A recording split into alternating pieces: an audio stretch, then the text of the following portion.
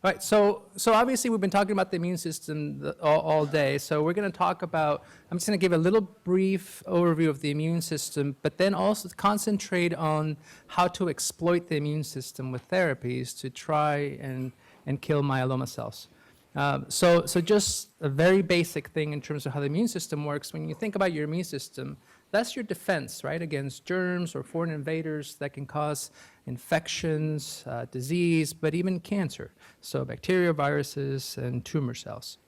So when we think about the immune system, you think about two particular types. You have your innate immune system and the adaptive immune system.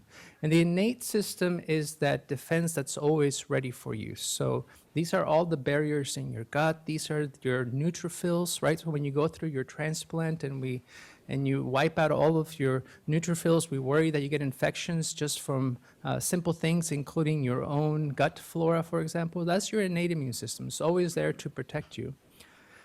And then you have your adaptive immune system, which is the part of the immune system that basically learns to go after something that came and invaded, and now is going to learn to mount an attack.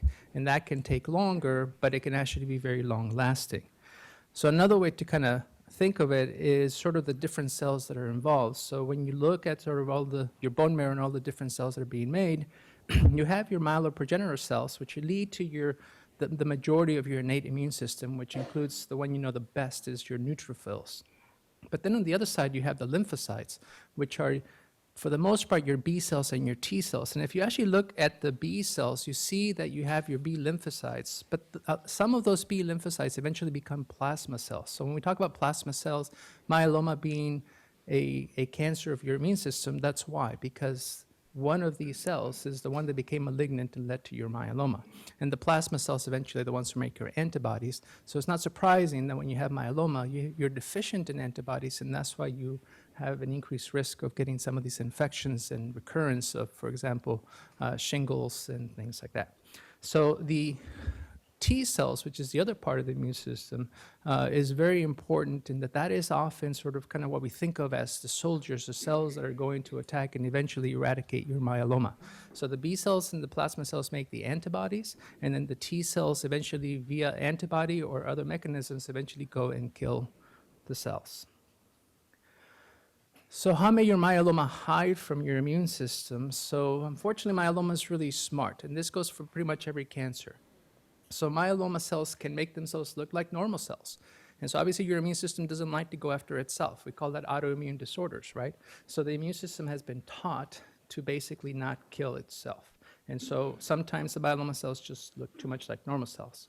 The other thing is that every foreign, if you have a virus, there is a protein that is foreign that is presented to your immune system. It's called an antigen that is presented so that your immune system can go and kill it. Well, myeloma cells can actually learn how to present antigens that make it look more like self. And so again, it's fooling the immune system in that way. These are all theories, by the way. The other potential is that myeloma can actually inactivate those T cells. So it may send signals that actually suppress your normal T cells. And so it can actually increase sort of the inhibitory parts of the immune system. We were talking about earlier about how your immune system is made up of both an active immune system, but you also have ways to sort of tell your immune system to stop, to back off, right? Because it's working too hard. So you have these inhibitory processes that myeloma may actually increase those inhibiting cells to tell the immune system not to go after myeloma. And then myeloma cells also learn how to upregulate all these different proteins that, again, tell the immune system to back off. So for many reasons, the immune system is just somehow not recognizing these cells and is not killing them. So when we talk about targeting or using immunotherapy to target your myeloma, we're talking about how do we augment parts of the immune system to go after your myeloma. So the first one on the left is the monoclonal antibodies. So these are antibodies, right? Your immune system makes antibodies to go after a bacteria, for example. Well, in this case, we're making antibodies to go after your myeloma. To the right, you see that we can actually try and use your IMiDs, so your Revlimid and thalidomide, and those different drugs are called immune modulating drugs for a reason. They will change the milieu of the immune system to try and overcome all those suppressive mechanisms that myeloma is is using to overcome and maybe kill your myeloma cells. And there are these things called checkpoint inhibitors, which basically block these sort of kind of don't go after me type of proteins that hide the myeloma cells that work in other cancers.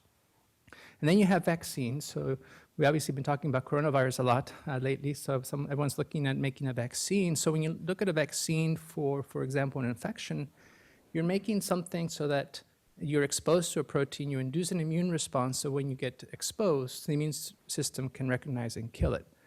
Here, of course, it's different because you already have the disease, so we're actually looking at exposing your immune system to try and accentuate its response to certain proteins that may be attached to your myeloma so they can go and actually, so you're basically boosting that immune system. And then in the red, we have the possibility of maybe just taking those T cells that should be killing your myeloma and actually augmenting them, changing them in a way that now they can go and specifically go and kill your myeloma cells. So today we're going to talk a lot more about the monoclonal antibodies and the T cells, or the boosting of your immune system. One example, of course, will be CAR T. So first, the antibodies. So in terms of monoclonal antibodies, we have the naked monoclonal antibody, which is just the antibody by itself that goes and recognizes a protein and can then induce myeloma cell kill using your own T cells and immune system. And examples of that are Darzalex, right? Daratumumab. It binds to a protein called CD38 that's found on the surface of myeloma. It binds. It has several ways to induce the cell to die, but one of them is also it basically acts like an anchor for your T cells to come and kill the myeloma via the antibody. So that's one thing. So implicity is another example of a monoclonal antibody in myeloma. So those are naked antibodies. I'm not going to really discuss those too much because you heard about them before. Well, what if you can take that antibody and then attach actually a toxin to it, or a chemotherapy, and we call those antibody drug conjugates. So that's another thing you can do to an antibody. And then the other thing you can do to an antibody is, what if you actually take several antibodies, in particular 2 antibodies, and just put parts of them together so that now you actually have 2 different targets, and one goes to your myeloma, one goes to the T cells, and maybe redirect them and kill your myeloma. And these are called the bispecific T cell engagers, or antibodies. So the first one is the antibody drug conjugates. And so again, this is a monoclonal antibody that has a particular target. And then this is linked or bound to a drug. Usually, it could be a radiation as well. We call it a payload. But basically, the antibody binds to the cell, it gets internalized, and then the chemotherapy or the payload is delivered inside the cell, and it kills the cell. So the one we have in myeloma is called, now has a name. It's called Belantamab mafodotin, and this is an antibody drug conjugate against BCMA. And so the antibody goes after this protein called BCMA. And BCMA is something you're going to hear a lot about because it's a protein that is found mostly in plasma cells. It is required for plasma cells to actually become plasma cells and live. So it's very specific to those cells, and so targeting something that is not found, that's only found in your cancer but not found in your heart or your brain, is a good thing, right? You don't want to give a drug that's also going to affect all these other organs. So BCMA is a great target, so you're going to hear a lot about BCMA. So this antibody drug conjugate binds to BCMA, and it's linked to this thing, this payload or chemotherapy called MMAF, or monomethyl auristatin F. And so basically what happens is it binds to BCMA, it gets internalized, the MMAF is released, and the cells are killed. Although this antibody also can mimic or can mediate other mechanisms of actions like naked antibodies can as well. So on the right side, you have the DREAM-1 studies, which was basically the first study that was done with this antibody drug conjugate, and we saw that it actually works really well. So 35 patients were treated. They've had basically most myeloma therapies. It's given intravenously every 3 weeks, and we saw that 60% of the patients had a response to this conjugate. What we did see, though, and that's actually a really good response in a relapsed refractory population, where we're usually thinking about a 20 to 30% response rate as being an acceptable response after you fail all these different drugs. Now, we did see that in the patients that had prior daratumumab, and this is something important when you're sort of looking at response rates, is sort of comparing the different populations that are being studied. This study was done in Canada quite a bit. At the time, they didn't have Darzalex approved, and so a lot of those patients that had not had Darzalex. So when you look at patients who had prior Darzalex, the response rate was only 43%. But what's interesting is here we're starting to see it was very well tolerated, except that we started to see some new toxicity that we're not used to. So a lot of patients develop blurry vision and some pain and corneal deposits. And so the drug had to be stopped. And luckily for most patients, it was reversible. But now we're seeing some corneal toxicity, and that's probably more specific to the actual payload.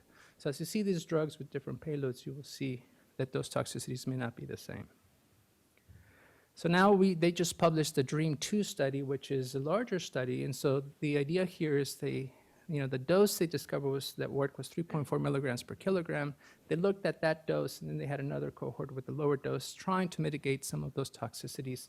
And here they actually had a much strict definition, going back to, can you go on a clinical trial if you don't fit the criteria? This is why it's important, right, to try, if there's a particular answer or question that you have, you want to be able to answer that question.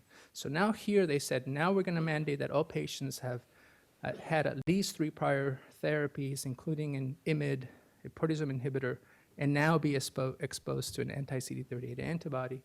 And so when you actually look at that, you see that the response rates are much lower. So the response rates now are 31 and 34%, but they did see that the toxicity was much more manageable with the lower dose. And so now they're moving forward with the lower dose, and this probably will get this drug FDA approved in this year sometime. So stay tuned. And so now there's DREAM studies underway with basically every combination you can think of. And so again, this is in a very refractory population, so now it's gonna be moved earlier and earlier with different combinations like bortezomib and Pomalyst, et cetera. So now we go to the bispecific. So again, on the left, you see that what if you take 2 antibodies, you take parts of both antibodies, you put them together and make one antibody that now has 2 targets, or perhaps you just take part of the antibody that binds to the 2 different targets and put them together and make a small molecule, and we call that a BiTE.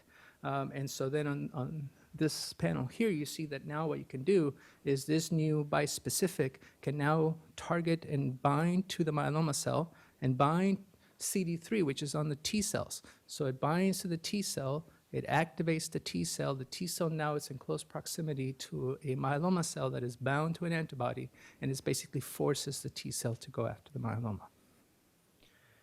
And so the first data that we saw with one of these was called, it's called AMG 420. And so they looked at 42 patients, patients 4 prior median lines of therapy, and they tested different doses. This is a BiTE, so it's a small molecule, very short half-life, so this had to be given continuous IV infusion for 4 weeks with 2 weeks rest. So a very cumbersome infusion. And we saw that the patients, for the most part, tolerated it well, but we started to see, again, some new toxicities that we're not used to. So there is this thing called cytokine release syndrome, which I will talk a little more about. And they saw this with this. So anytime you're activating the immune system, you have that potential. You're redirecting these T cells. And so they saw that at the higher dose levels.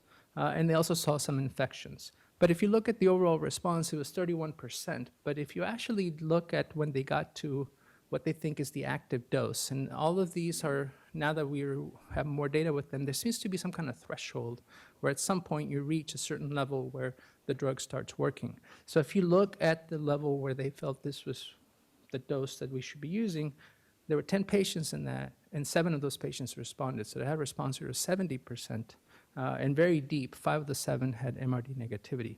So again, it looks like a very active drug, but because it's so cumbersome, this will not be developed any further, but the company is going with this other drug called AMG 701, which is going to replace this, and it's basically the same drug, but it's got a half-life extender so that it will make it easier so that you can give it less frequent. So in the same vein, we just heard this at ASH this year, and this was presented of CC93269. And again, this is another bispecific, but here you actually have the entire antibody still intact, but you actually have a 2-to-1 target. So it has 2 components that target the myeloma and 1 that goes after your CD3 or your T cells. And so by doing so, presumably you can bind, sort of grab the myeloma even better.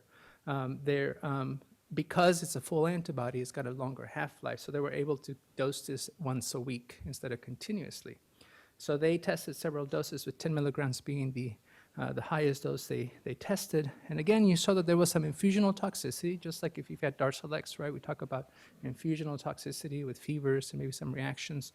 So they did see that in 20% of the patients. But cytokine release syndrome, again, was seen in 77% of patients, but it was low grade. And again, I'm going to talk about cytokine release in a bit. And only 3% of patients had grade 3 or higher, which is a higher grade of toxicity. They did see some infections, which sometimes it's hard to tell whether it's the drug themselves or just the fact that these are myeloma patients who've had lots of treatments that are prone to infections. But definitely infections were seen. But if you look at the response rates, again, if you look at the whole group, the overall response rates are 43%. But if you look at 10 milligrams, the 9 patients that got the dose that we think is the optimal dose, overall response rate of 89% and complete remissions of 44%. So these are looking very, very promising, very early data. We don't know how long this will last, but there's several of these coming our way, and so we're all very excited. And there's several that are targeting not just BCMA, but other proteins as well. So now we're going to leave the monoclonal antibodies and talk about cellular therapy and how can we exploit cellular therapy. So when we talk about immune cell therapy, we talk about infusing cells that are going to go and kill your myeloma cells. And usually we're talking about T cells, but you might start hearing more about these other cells called NK cells as well. So how do these cells go to myeloma? Two main ways that are being done right now is one is we take your T cells, just like when you harvest your stem cells, your T cells are circulating your bloodstream, so they don't need to be stimulated. But you have to go through the process of putting your blood through the machine and collecting your T cells.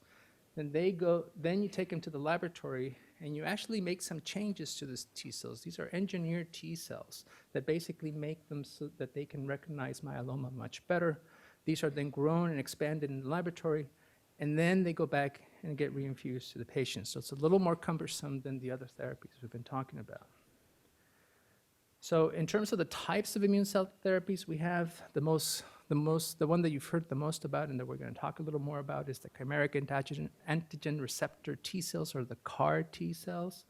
There are T cell receptor engineered T cells, or TCRs, that are also out there. They're a little bit further behind. And you have marrow-infiltrating lymphocytes as well that are being tested, and these are cells that are already existing in your bone marrow that are infiltrating where the myeloma cells are, and they're being boosted and then given back to patients. So there's different ways and different cells that you can target, but really the CAR Ts are the ones that have made the most headway right now. So just going through the process again of how you make a CAR, or how do you get a CAR. So again, you're the patient, your T cells are freezed, they're collected, and then they're manufactured, the CAR T cells are manufactured, and then they're expanded in culture, and then they're given back to the patient. And that process of making the CAR Ts takes about a month. So, yes. So during that time, sorry, it was her reaction. I mean, you guys didn't see it, see? So unfortunately, there is a delay of when you actually are starting the process to when you get them. So a lot of these, so just keep that in mind. If disease is really aggressive and it's really growing really quickly, that's a problem. So with a lot of these CAR Ts, you may need bridging therapy or some kind of treatment to help control your disease until you can get your CARs back. So that's the CAR process. But what is the CAR? So what is this chimeric antigen receptor? And basically, it's actually not too dissimilar from the idea of a bispecific. So now you actually are basically you're putting in new DNA into these T cells so that they can actually now express this receptor that has this antenna, or this basically a receptor that binds to the myeloma cell, but it's actually hinged and attached to the signaling domain that activates the T cell. So now these T cells don't require all the parts of the immune system to activate them. They can directly see the myeloma, and as soon as they attach, they can go and kill without any other signals necessary. So that's what this CAR is. And so this is just a little cartoon of the process, but basically you use a virus to insert DNA into the T cells. This leads to the expression of the CAR. The CAR then recognizes the protein in the myeloma cell that it is created for. These then divide, and then they lead to killing of your tumor cell. And so that's the idea behind CARs. And so this is just, and I don't expect you to look at the whole thing, but these are sort of like the main products that are furthest along. And all of these are what we call BCMA-directed CAR T cells. And so the first one is BB2121, and that's probably the closest to getting FDA approval. Again, we think maybe in the summer this year. Then there's LCAR-B38M, which you might have heard about. These are the Chinese CAR Ts that were very, sort of had a lot of press about a couple years ago. And then J&J 4528 is basically those Chinese CAR Ts, but being done in a more controlled setting here in the States and in Europe to prove that the Chinese data was right.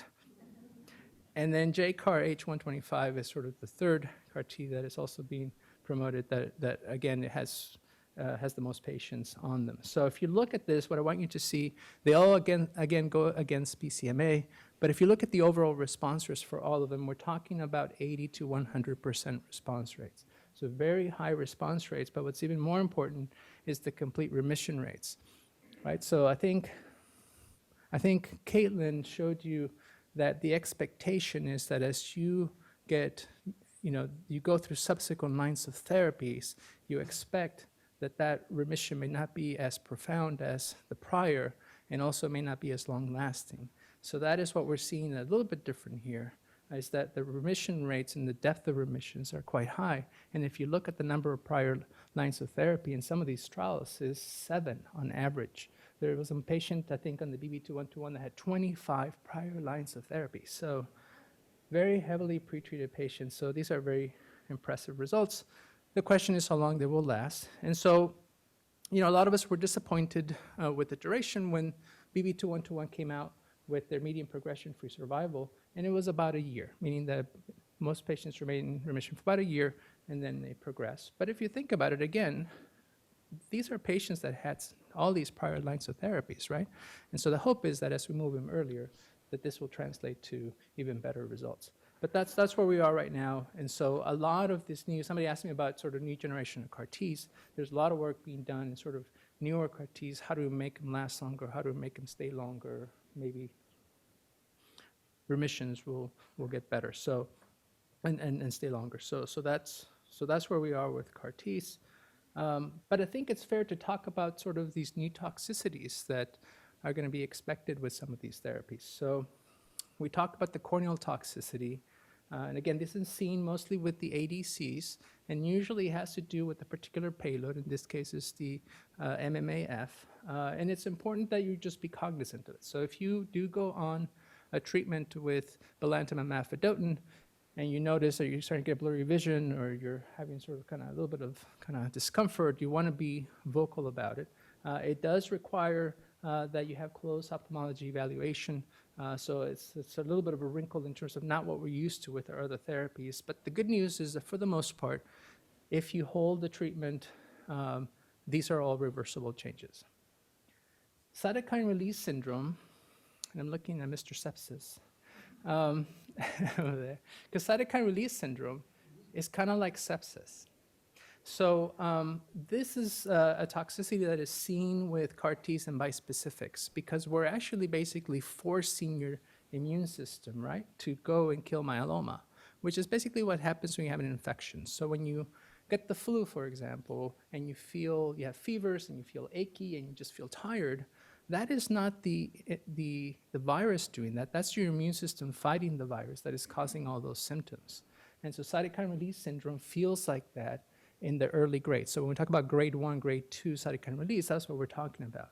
But the problem is when you get an overwhelming infection and your immune system is really revved up, your blood pressure can drop, you start getting fluid in your lungs. We call that sepsis, right? And again, that's your immune system fighting this so hard that it's just secreting all these cytokines and causing all this damage in efforts to kill the foreign invader. Well, cytokine release syndrome can get to that level as well. So this is a dangerous, potentially dangerous side effect that requires very close supervision and that you monitor very closely. Luckily, unlike sepsis, where you're just hoping that you can get the infection under control, with cytokine release syndrome, we have this drug called tocilizumab that for the most part works very well. And once you give it, usually within a few hours, it reverses the process. And the good news is now we know that it doesn't actually affect the effect of the CAR T. So it's not, before we were worried that we were going to blunt the effect of the CAR T, but now we know it doesn't. So anyway, so that's cytokine release. And then there's this other toxicity that I didn't really talk too much about, but that's also very important, called neurotoxicity. And so they're both with the bispecifics and the CAR Ts, you can get neurotoxicity. Luckily, it's a very low level of neurotoxicity that we're seeing. But again, it can be low grade or high grade. So most people get very low grade where you might notice that you're the caregiver, you might notice that your spouse who's the patient is kind of acting a little funny, and always depend on the spouse because you can never tell when someone's just acting a little funny. But, or they might like have a trouble saying a few things like I just did just now. And so those are like the low grades that we're talking about, and they're very transient and they go away. But these can become much more aggressive, much more permanent, not permanent, but long-lasting, where people can look like they're having a stroke, and you can even go into a full coma from these. And so these are high-grade neurotoxicities. We're grade 3s and 4s. Luckily, again, these are very susceptible or reversible with steroids, but you have to intervene very quickly. And again, we were worried that steroids would kill the CAR Ts, but now we know that they just blunt the effects, but then the CAR Ts then re-expand later. So we're using them much more commonly, and so we're preventing, and we're not seeing as much as the high-grade toxicities as we were in the initial stages. So I'll conclude with basically saying everyone is very excited about CAR Ts, right? Strategy is looking really good, but it's very complex, and it requires treatment and experienced centers. BB2121 should be FDA approved this year, most likely, and that should help the availability. But again, there's a lot of clinical trials with different CAR Ts, new generation CAR Ts that you should be looking out for. But I think this is a therapy that perhaps was here to stay. Or perhaps you might say this is too cumbersome, and these things called the bispecific antibodies that seem to be doing kind of similar in terms of the response rates.